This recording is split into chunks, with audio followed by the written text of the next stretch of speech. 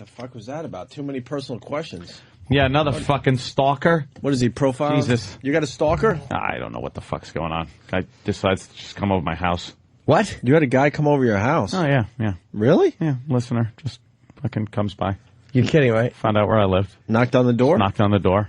I answered the door. I'm like, Did he invite him in? How you doing? He goes, oh, I just figured, saw you home. And wow. I was like, yeah, all right. You want a beer? You bring him in? In the back. I figured, I don't know. I didn't know at that point. Way to discourage him. I didn't know at that point what to do. Your door's going to be ringing all day. No, because I made a point after that. Isn't that great? Yeah, that's wonderful. Jesus Christ. Anyway, yeah. So, but I'm thinking, okay, there's two ways I could go here. I could, tell him, hey, look, shove, take off, I'm busy, or I'm doing, or whatever. And well, you can say, sure, I'll be happy to sign that album, Mr. Chapman. yeah, exactly. I figured it would be a better way to find out who this is and what they're up to, But no, so he comes over and then he sits down and having, a beer, and Danny was there, which was good, Was he a psycho, Danny? Well, to be perfectly honest, I had no idea that this guy was just some dude because it was very, the conversation was very flowy and natural. See, I was getting info and seeing what he knew, and apparently he knew a lot about, my past and my stuff, but stuff that I've said on the show. But then the part that really started to creep me out was he said something like, he's like, yeah, I drove by some other time. Oh, my God, yeah. He's like, yeah, the lights were on, but yeah, I didn't come by. She's like, why are you doing that? He fucking, and I found this out. That's creepy. He Twittered my sister and said, I went by Anthony's house just a little worried. The music's blasting and the lights are on. His truck's out front, but I can't find him. I'm like, yeah, maybe I'm fucking, or maybe I'm fucking like down in the movie theater or in the studio or somewhere. And yeah, I have the music blasting because I'll be up in a minute or. It was a complete why would she worry? Oh, why would he worry my sister too? Worrying my fucking sister, saying I was just a little worried. Don't fucking worry my family because my lights are always on. I have a $1,200 electric bill. Wow. And it was a complete Rupert Pupkin moment. I'm having a heart attack over here. I'm having a heart attack. Let's go to John, who's calling from Aunt's house. John. Yeah, we can't figure out how to turn off that Guinness tap and the damn projector. How do you turn that on? You need some help? All right, I'll send Keith over. He'll help you. Let's go to Tom in Stony Brook. Tom. Hey, what's up, boys? How you doing? Hey, man. All right. Hey, Ann, I hope when I come over this weekend, I see a little sign out front that says trespassers will be shot.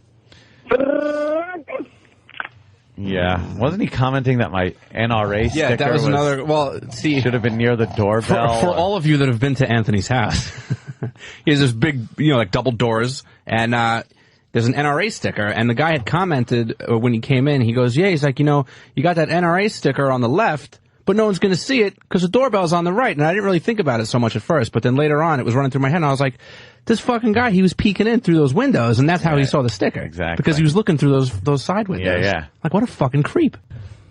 Opie and Anthony! Hi. Hello, Anthony. Hi, how are you, sir? I'm fine. Let's just put things in perspective here. All right, let's do that. Okay. You came to my house in the middle of the night. Okay. We had spoken a number of times on your other thing. You knew I knew where your house was because we had spoken about it. You invited me over. You said to me, if the music is on... I said that to get rid of you! No, you said ring the doorbell. I did. Sure. You said, sure, come up and ring the doorbell. You said that. Anthony invites somebody, they show up like crazy? Let's put another thing into perspective. I wasn't just standing at your door. I was leaving. I rang your doorbell. No one came to the door. I was getting in my truck 50 feet away from your front door when you came to the door. That's because Danny came back and said, someone's at your door, dude. So I opened the door to see who the fuck was at my door. And the person was leaving with me. I was getting in my truck and leaving. And then you invited me. I walked up to the door to meet you. No, I said, hello, can I help you? Okay, so I walked up to the door Right. and explained who I was. You invited me in and said, would you like a beer? Exactly. You brought me into the house, down to the basement, and poured me a beer. Right. Okay. I was being cordial. And the thing is, if anything, I was the one that said I was going to leave. When we were out back and you guys were getting ready for the show, I'm like, I'm getting out of here. I wasn't told to leave. I said, enough. I'm not. Wait. I said I looked at my watch and went, yeah, I think I'm going to get doing the show, right? If anything, in the discussions we were having, wasn't I even saying to you, aren't you going to do the show? And you were even saying, yeah, these people are getting all over me. Yeah, that was my, yeah. You're right. Hey, maybe I should have handled it different. Maybe I should have said, just maybe go away.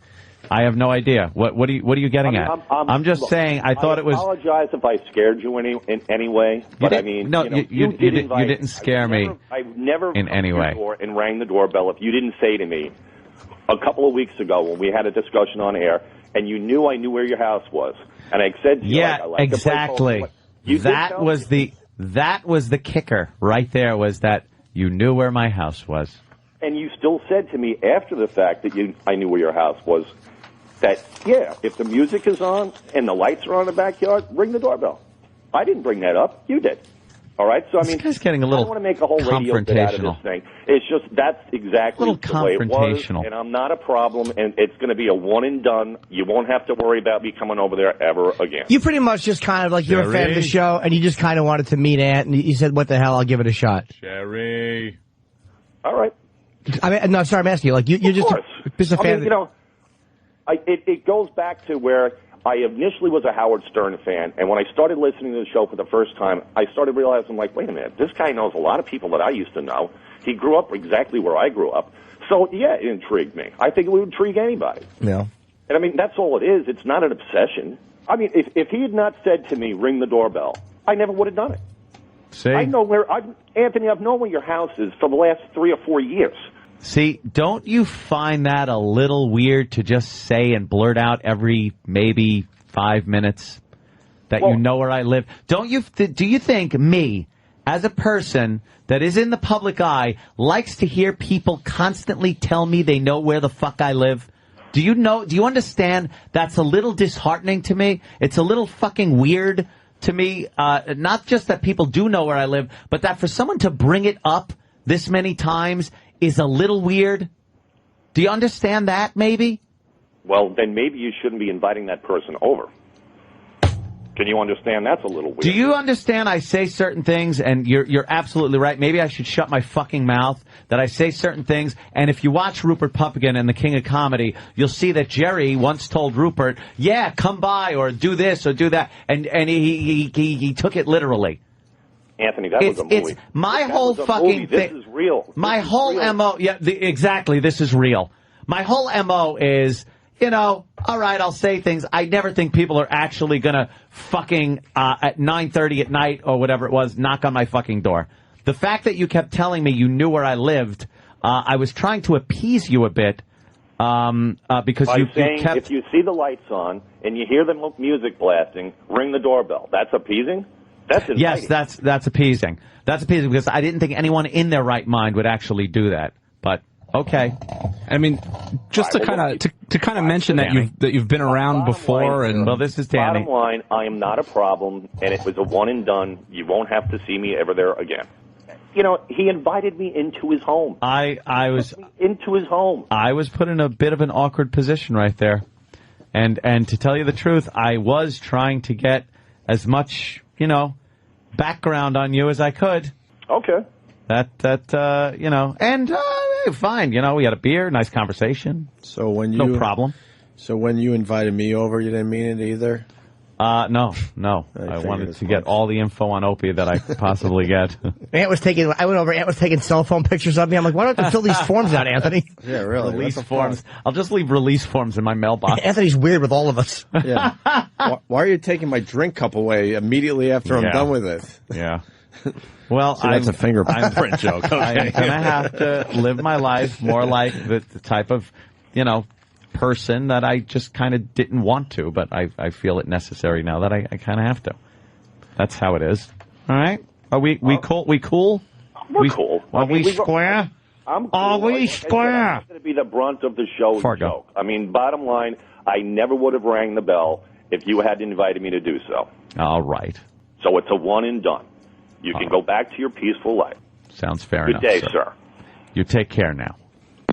Thank you. That phone call ended just in time because he's walking down the hall with a big jug of water today. Why the big jug of water, Mickey?